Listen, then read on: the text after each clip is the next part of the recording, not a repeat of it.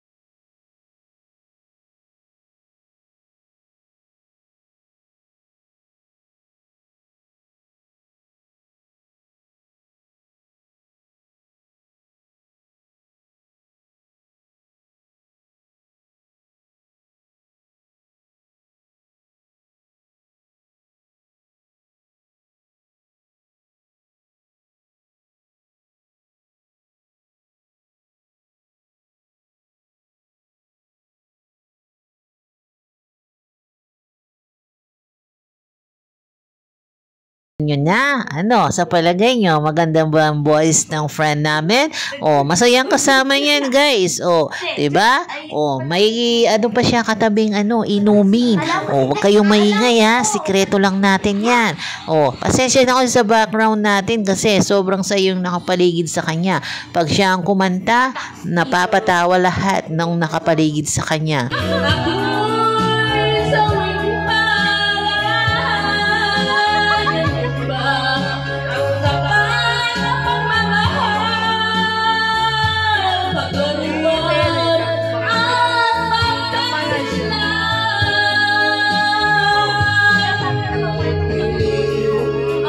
Tignan nyo, lumapit na yung nanay ng friend namin. Sinasabihin na siya. Kala mo naman, gustong-gusto yung boss niya. Hindi niya alam na tama na, uminto ka na, napakaingay mo.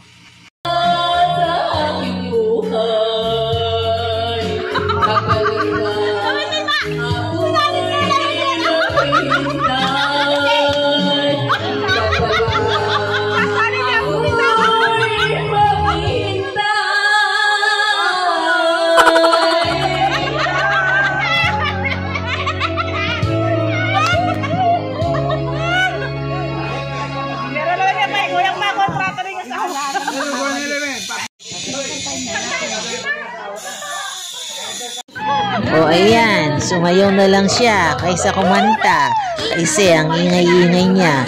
Ayan, pinasayaw na lang siya. Diba? Napakasaya talaga kasama niya. Tingnan nyo naman, kahit anong kanta, sinasayawan niya.